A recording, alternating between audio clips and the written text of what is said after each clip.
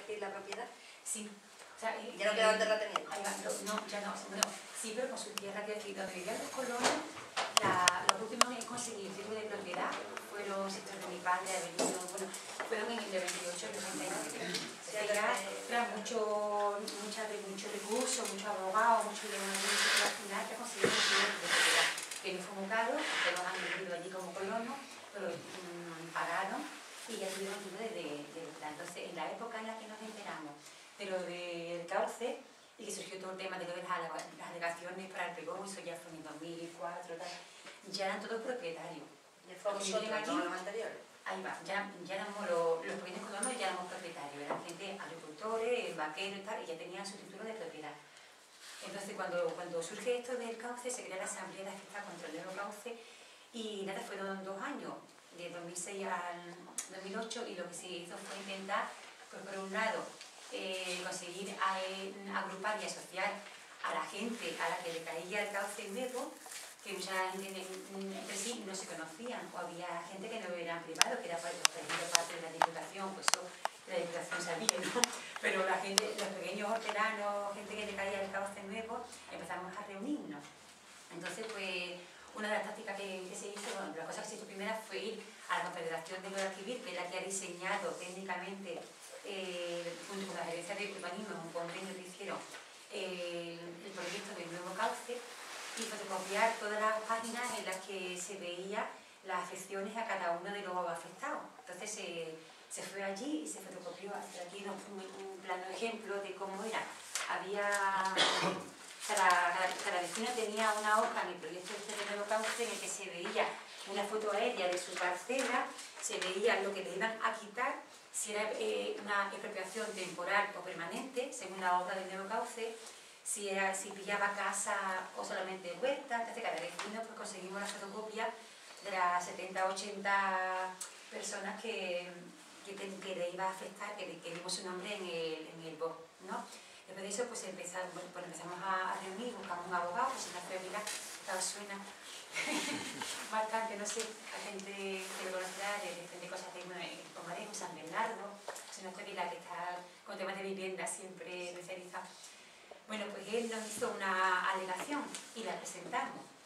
Entonces ya no había tiempo en sí, dentro del plazo general de la de PEGO, pero bueno, hicimos una alegación como que el cauce actual era mejorable, que en sí se podían evitar las inundaciones mejorando el cauce actual, que los fondos europeos que habían dado para ese proyecto estaban destinados para mejoras de los cauces existentes, no para llevarse 2 kilómetros medio más allá, sino para mejorarlos donde estuvieran, y que los fondos estaban previstos para ese tipo de objetivos, no para lo que planeaban utilizarlo. O sea, pusimos una serie de alegaciones firmadas por todos los vecinos que pudimos contactar, que les caía el cauce nuevo encima, y la presentamos. Esa fue otra de las vías. Otra fue hablar con gente de la universidad, expertos en temas de agua. Entonces nos reunimos con Leandro del Moral, y experto también en temas de territorio, con Luis Andrés Zambrana, no sé si les suena, que lleva el tema de Aljarafe habitable. Entonces hubo esos contactos con ellos para, no sé, pues venir allí, dar charlas sobre el tema, explicarnos cosas que podíamos plantear, que se habían también planteado en Aljarafe. Y luego ya pues cosillas así que se hicieron. Yo he traído esto porque está muy viejo, muy roto, pero son los que usábamos en esa época, yo qué sé.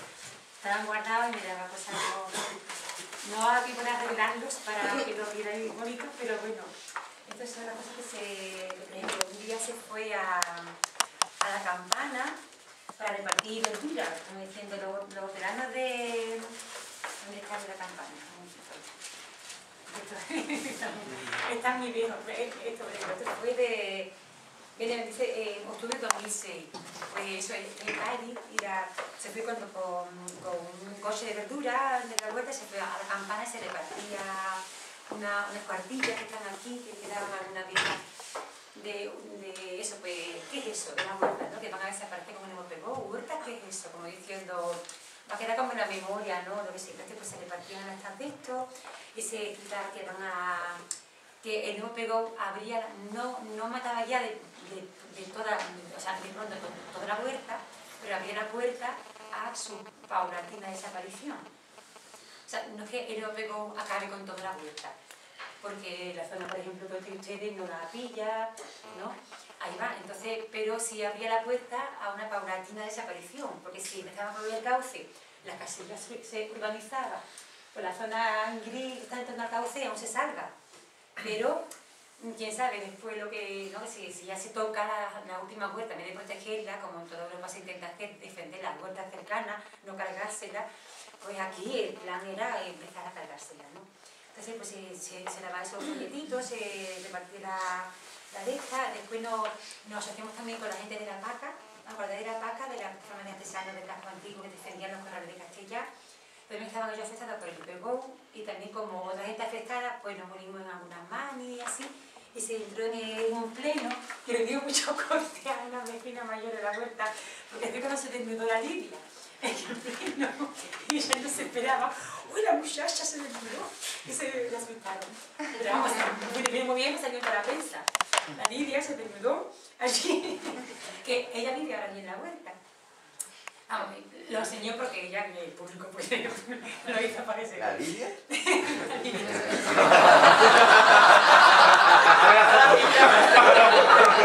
que me va a molestar porque ella lo hizo para denunciar. En el periódico. No, verás tú. Es que yo no conozco ninguna Lidia por allí. Que no es esta la que vive Lidia ahora. le pusieron en Suárez, ahí al lado de... Ah, sí, es que sí. Los hombres... Ah, ¿esa? Claro.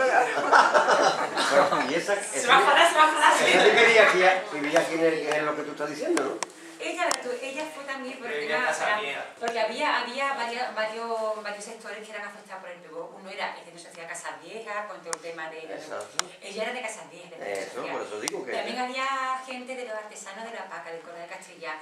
Y fuimos también gente de la Asamblea de del Cauce. Y todos en el pleno se había planeado de desnudarse, pero que si las mujeres mayores con lo de la vuelta, que si no sé qué, al final se decidió que no había gente bastante para desnudarse en el momento. Pero Lidia lo hizo, papá, y salió de la prensa porque se desnudó, si no, no sale tanto.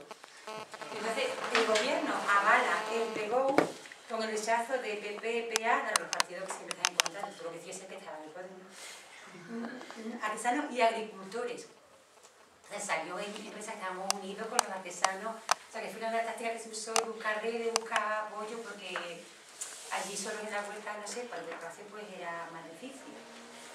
Después también fueron gente de la prensa, estábamos comunicando de prensa y tal, entonces esto fue por ejemplo un artículo que salió en El Mundo en octubre de 2006, que se enrolló muchos periodistas, fue para allá, hizo una foto muy buena y puso hortelano en Sevilla, especie en extinción, un poco agorero, esperemos que no sea verdad, pero lo puso así como que llamó mucho la atención la foto de los vecinos de allí, Mariano, Antoní, con el tema de la huerta. Y después pues, cuando se hacía como charlitas haciendo varios alrededor para informar del tema, y se buscó también con el apoyo del distrito Macarena Norte, del distrito norte, ¿no? Para que como pleno del distrito se posicionara con el tema y dijese que estaba en contra de lo que planeaba el PGO para allá, pero al final no llegó a hacerlo. Pero entonces, pues, que nos hacían esa charlita de tal, se iban cartelitos así con fotos de esta, o de fotos de la gente que vivían allí, no sé, pues se ponían datos, se ponían frases así como que tocasen un poquito el corazón de la gente también, ¿no? Que cuando tomamos la última huerta se dan cuenta de que el dinero no se come, esa frase la poníamos así en los cartelitos. Y nada, entonces ya la asamblea seguimos en contacto, a cariño entre la gente, por eso que también se fue a Madrid, porque todo dependía de las vías. La vía era la declaración de impacto ambiental, que era lo último así, que dependía del Ministerio de Medio Ambiente. Entonces, estábamos haciendo aprobar la vía definitiva, la declaración de impacto ambiental, que si el Ministerio de Medio Ambiente decía que si hay un impacto ambiental muy negativo y tal, el cauce no se hacía. Entonces se alquiló un autobús y fuimos a Madrid y tal, también salí por ahí el recorte de y nos reunimos, bueno, se repartió verdura allí en la puerta del ministerio y enseguida dijeron pasar, bueno, y ya nos atendió la adjunta de la ministra y se le explicó todo el tema y tal, pero vamos, la relación fue positiva al cauce, no se consiguió que, entonces, bueno, como que ya después se paró todo el tema y acabó porque salió en prensa eso, que se postergaba por ahora el proyecto del cauce, que por ahora se paralizaba. No fue por la lucha, creemos que fue porque ella no... Porque si no hacían a la vez las 75, si no había dinero para la construcción en las casillas y tal, pero hacer el cauce tampoco tenía sentido. Fue como un proyecto global, unido a carretera, unido a zona industrial, si no, no... Entonces se disolvió, dejamos de vernos, pero seguimos en contacto y hay cariño de la gente, de haber hecho esas cosillas juntos hace 2 años, 3 así. Y estamos siempre con la cosa de juntarnos otra vez si surgiera algo, o si de pronto se escucha de que se va a hacer cauce otra vez, luego otra vez volver a reunirnos y a estar pendientes y a buscar la unión. Y el tema gordo que teníamos que hablar hoy, buscar la unión entre la asamblea de afectados y la asociación de vecinos, que no la hubo mucho, porque había, bueno, no sé, estamos en confianza, había personas dentro de la... que no estaban en contra realmente de que se veía del campo de allí. O sea, gente que viven allí, que no cultivan allí, y que la zona, claro, la zona marrón, la que se prevé que sea urbanizada, sería muy bien pagada. La zona del cauce no, la zona del cauce, donde cae el cauce como bien de interés público, la expropiaban por nada y menos. Y la zona marrón, donde están las cuentas de las que hablamos, esa zona se la llevan en teoría. Iban por allí muchos vendedores de motos diciendo que iban a pagar una millonada, iban gente a engañar a los hoteleros para que con su escritura firmasen como una especie de os doy en gestión mi tierra para que ustedes la gestionéis como el ayuntamiento, para que cuando se construya aquí ustedes saben lo que llevéis a esa gestión y yo confío en vosotros. Bueno, iban gente a engañar a la gente, porque como se preveía que eso iba a ser urbanizado, que iban a pagar una millonada, pues iban constructoras y empresas a conseguir la gestión del uso de la tierra por parte de los propietarios, para esas negociaciones con el ayuntamiento. El caso es que, bueno, que había vecinos de la zona que iba a ser expropiada para vivienda de la marrón, que intuyendo que podían ganar mucho dinero, no estaban en contra del pregón, la verdad, porque querían a lo mejor, pues yo qué sé, pues una herencia para sus hijos o ganar más dinero. Incluso mi madre un día lo comentó con la barriga y digo, pues yo si me pagan bien, porque sabes que... No hay.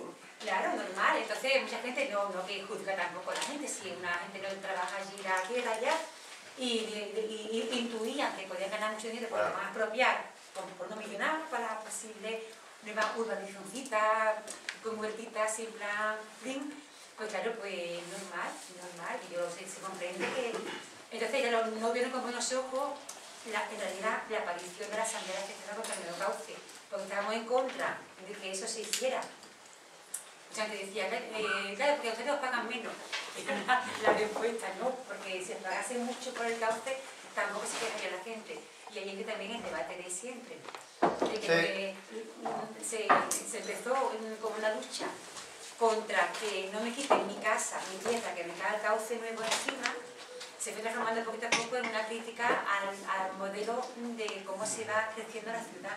La gente decía, que para hacer una casa, pues si hay muchas casas vacías. Era el discurso que se iban trabajando poco a poco con la gente. Pero es verdad que la huerta, pues verdad, pues si va a haber mucho paro, pues la huerta quitarla, pues sí, un trabajo porque se inventan ecológica. O sea, la gente de la asamblea de afectados no tenía un discurso antidesarrollista. Venían de la carretera, habían visto que la ciudad creciera, lo que daba pena era que cayese en su huerta, pero no tenían un discurso filosófico antidesarrollo. Eso fue poquito a poco luego lo que se puede contactar con la vaca, con gente de la ciudad, de asamblea y asamblea, la gente fue viendo una crítica más al modelo de ciudad. Pero de entrada, los del cauce también eran porque le echaban a su tierra con mucho dinero. También. Entonces, bueno, no hubo buena conexión entre la asamblea de Estado por el cauce y la asociación de vecinos, aunque se les respeta, ellos siempre hablaré bien de ellos, porque había, claro, porque mucha gente de la zona que iban a ganar y querían mucho dinero no quería que se parase del cauce, porque el cauce era la puerta que eso pasara. Entonces, igual esas cosillas. Sí, es que también es lo que pasaba y lo que pasa en todas las cosas con el miedo que tiene uno, ¿no?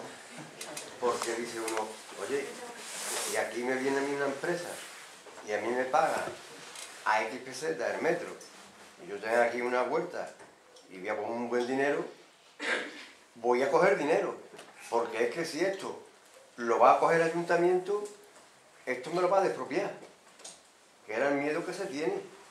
Por eso los que estábamos allí, metidos en el ajo ese del proyecto este del ayuntamiento, de la zona esa, teníamos miedo a que dijera, coño, yo prefiero de que una empresa venga, aunque me vaya de aquí, pero que me vaya por lo menos con el bolsillo lleno, que no venga al ayuntamiento y me eche a la calle, porque a nosotros en el Cortijo, por la casa que teníamos en el Cortijo nos dieron 18.000 pesetas, por vivir allí, cuando estábamos viviendo en el Cortijo.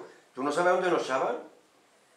O al Charco Redondo, que tú te acuerdas que hicieron allí unas casitas, o nos echaban a la Corzuela a vivir. Y ese es el miedo que tenía uno. Claro, esta gente de los propietarios de donde está Pino Montano, esa gente fue muy distinto, porque esa gente fueron ellos los que fueron a proponer al ayuntamiento el terreno. Pero con el motivo que yo estaba diciendo antes, porque no cobraba nunca de los arrendatarios que tenía allí. Porque si yo tenía una hectárea y me costaba a lo mejor 1.000 pesetas la hectárea al año, pues le daba 200 pesetas, o le daba 100 pesetas, o le daba 800, según lo que pudiera. Y eso fue una de las cosas de que ellos la empujaran a que tú no sabes cómo se lo pagó el ayuntamiento. Pues le pagó el metro a 25 pesetas a la propiedad. Eso era una miseria, para estar mismo al pie de Sevilla como estaba. El camino de lo que era el camino de los toros, hacia ahí hasta el arroyo, todo era, vamos, que eran de ellos, era el Cortijo. Por eso, muchos de los que estábamos en la zona esta de eso, decíamos, oye, que sí, yo para mí, yo quisiera, que yo hice una alegación particular en el baño por lo mismo. Oye, y me decían muchos de los que había allí, oye, hay que pedir más densidad de casas. Contra más densidad de casas, más dinero cobran. Es que ese es el tema, que las empresas llegaban diciendo, a mi madre incluida, pero también tiene mi madre un trocito en la parte marrón. Sí, y otro en la parte morada. Es que en la familia estaban las dos partes. Sí. Mi hermana le caía el cauce, mi hermana mayor, y la parte de mi madre más clara, África Montana, está dentro de la zona que se podía urbanizar. Entonces mi familia le pasaba las dos cosas. Entonces, ¿qué es lo que pasa? Que llegaban empresas porque para negociar qué tipo de barrio se haría allí, el ayuntamiento negociará con quien tenga el 60% de la escritura. Entonces, llegaban empresas que debían sumar el 60% de la hectárea para ser esa empresa la que negociara qué tipo de barrio. Pues entonces, ¿qué quería una empresa? Cuanto más alto, 14 plantas, 15 plantas, claro, para ganar más dinero.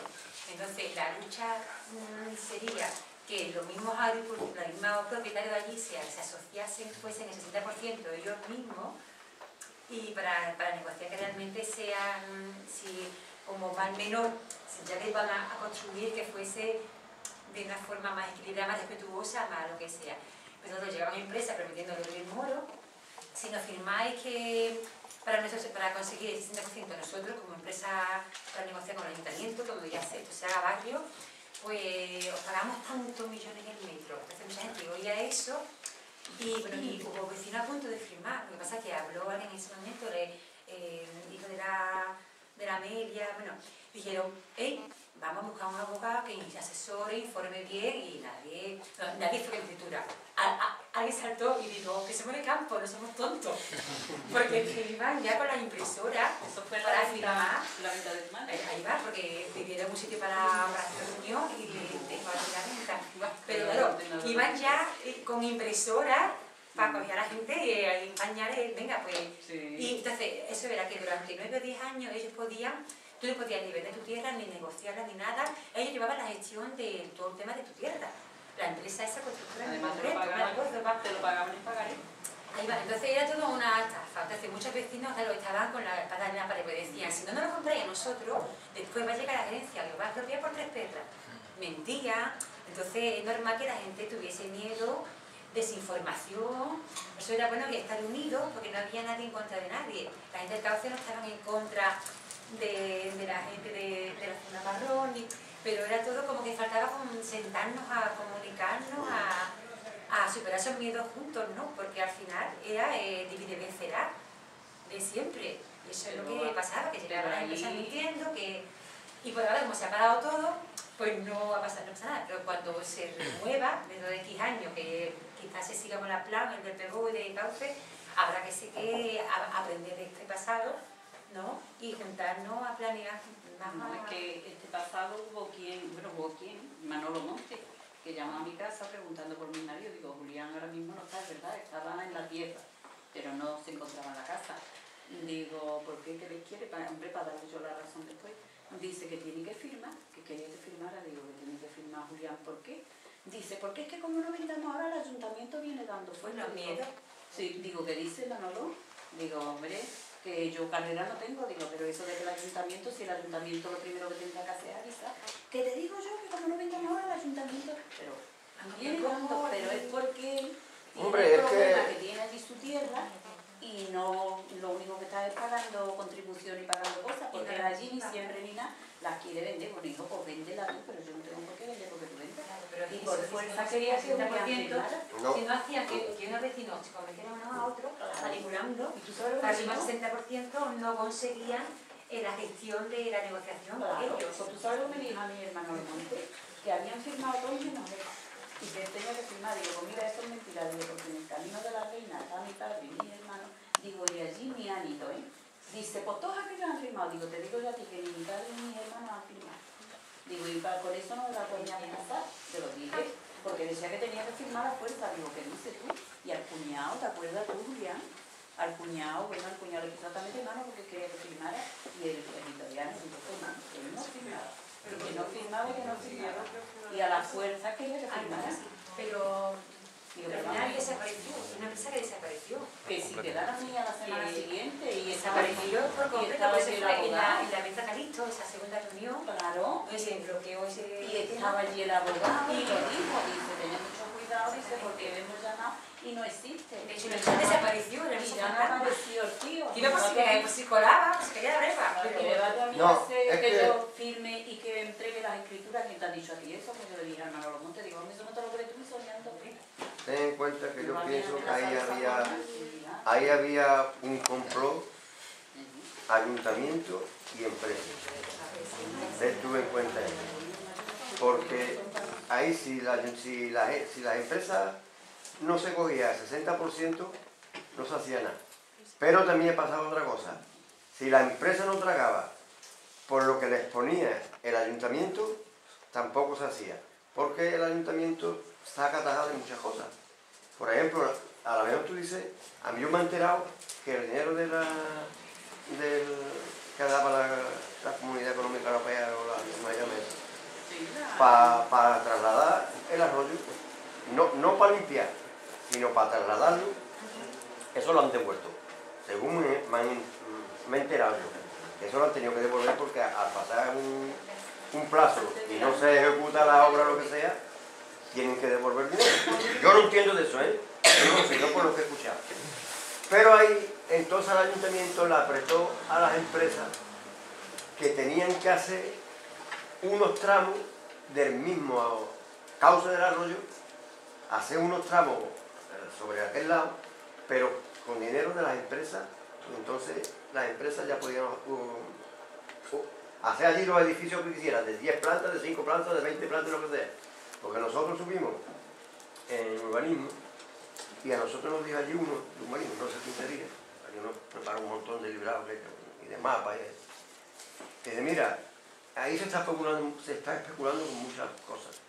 Dice, pero la idea de hacer eso son casitas con su huerto. Qué bonito, ¿eh? Eso lo dijeron nosotros. Ya ves tú que nosotros, a mí me pusieron allí unos libros. Un montón de planos allí que yo no entiendo de eso. Dice, ahí se está especulando con muchas cosas. Dice, pero vamos, allí lo que se hace son casitas con su huerto. Pues yo encantado. Si vaya a hacer casitas con su huerta, vale. Pero lo malo es que una casita con su huerto valga 70 o 80 millones de pesetas. Bueno, O de ahí arriba. entonces, pero ahora el contexto ha cambiado, ¿no? Yo qué sé. Tenemos un contexto económico diferente, un contexto también social diferente. Hay nuevas personas, como Joaquín y Paula cultivando la tierra. hay más gente de Sevilla con relación con eso, entre ellos varios grupos de consumo que estamos aquí. Entonces en ese sentido queríamos un poco que Joaquín nos contara un poco el presente y plantear estrategias, como enlazando con lo que decía Rocío, de armarnos para un futuro, es decir, de conectar lo que había con lo que hay. Y una pregunta, antes de que Joaquín empiece, todas las alegaciones que hiciste y a través del abogado y diciendo que podía ser posible una restauración y un arreglo del cauce, ¿eso qué respuesta? No ha tenido respuesta. Se sabe que hizo como pupa dentro y tal, porque hubo un movimiento en la gerencia de porque ese técnico nos dijo tal, o sea, al técnico ese que nos dijo que era viable mejorarlo, lo machacaron un poco. Porque después nos contaron, pues fue un técnico honesto que fue, además fue a explicar el proyecto del cauce a la Asociación de Vecinos Huerta de Sevilla en esa época, y fuimos allí, la asamblea de afectados, y le hicimos esa pregunta en concreto: ¿es posible mejorar el actual en vez de...? Y él dijo sí. O sea, pero después internamente eso promovió, sabemos que hubo jaleo interno en la gerencia porque este técnico dijo que sí, era posible dejar de segunda la zona si se mejoraba la actuación. Pero esas alegaciones generales que hicimos, que están aquí, bueno, que la presentamos en la calidad y todo eso, no respondieron o la desestimaron por extemporánea, o no sé, vamos, no. Esa es el 90% de las que presentó la ciudadanía, porque se estimaron todas, casi todas, absolutamente. De todas maneras, el dinero que se dio de Europa no es que solo fuera viable que se hiciera el cauce y se mejorara, es que era para eso el dinero. Lo que hizo el ayuntamiento de trasladar el cauce es ilegal. La subvención que se dio de Europa a priori no era para eso. Si se hubiera hecho un seguimiento de Europa adecuado a lo que estaba planificado, tendrían que haberle retirado directamente, o tendrían que haber tenido un juicio por la inversión que han realizado, la planificación y los acuerdos a los que se llega para que después se firme el pregón. Para que se firme el pregón tiene que haber unos acuerdos con unos convenios previos con las grandes empresas, Sando, FCC, todas las que te puedas imaginar, para justificar en la memoria económica del pregón que se va a poder realizar las obras de interés general, como supuestamente es una carretera que es la C35 o el nuevo cauce, por cuestiones de inundabilidad.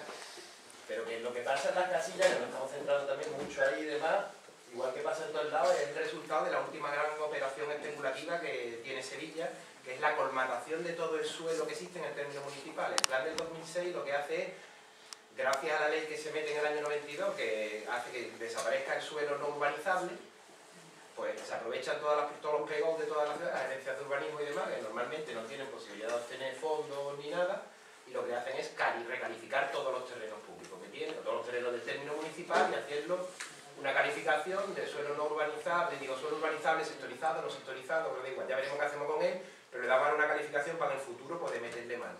Y eso está basado en la construcción de una carretera, la C35, porque con el pregón lo que se colmata es todo el sector sur, hasta la C30, ¿vale? Que llega hasta las Torres de Hércules de Bellavista, ¿vale? Todo eso que se ha colmatado antes del 2010, los 3-4 últimos años, y todo sería la colmatación del sector noreste, que es lo último que quedaba, que es la zona de Santa Bárbara, que sale desde Torreblanca y toda esta parte de arriba. Todo eso, como quieren recalificarlo, con lo que era la planificación y la ejecución de la C35, que conecta todo eso. En base a todo eso y a la construcción de esa carretera, que es un sistema general viario, que es competencia del ayuntamiento, plantearlo, por qué, el crecimiento y no sé qué, se basa en la especulación de la recalificación de todos los terrenos de alrededor, que es los convenios o los terrenos que van a comprar las grandes empresas, Iberdrola, los que tengan interés, y son los que van a poner dinero para que después se haga la carretera, que obligan al ayuntamiento, llevan presionando desde que se aprobó el PGO, para que se haga la carretera y se puedan realizar todas las operaciones especulativas que se realizan. La parte de Vila Clara es la zona esa que comentaba, es de zona terciaria. Lo que es Vila Clara, esa zona era, bueno, fue el industrial o el Mora, industrial, eso es. La Vila Clara. Todo lo que se marca aquí termina el término municipal de Sevilla, ¿vale? Todo lo que marca está hecho y demás. En este color, los colores fuertes han recalificado, tienen un color de uso. Todo esto son las 250 últimas hectáreas que quedaron de huertas en Sevilla, que con la recalificación quedan reducidas a unas 60-80, que es uno de los grandes intereses que tú también has comentado, ¿no? La desaparición total de una herencia territorial, cultural, patrimonial, de un uso del suelo, de una estructuración del territorio en base a arroyos, ríos, abrevaderos, descansaderos, es decir, un patrimonio de suelo domanial y demás.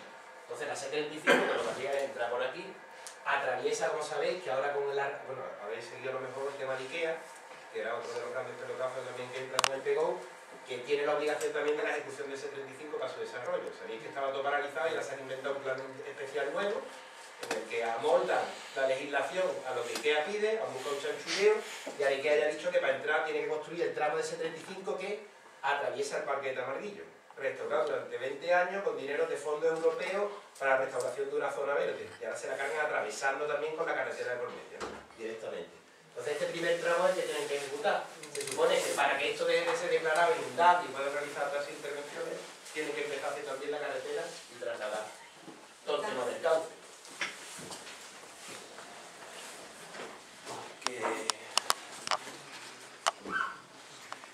Y vosotros hacéis allí,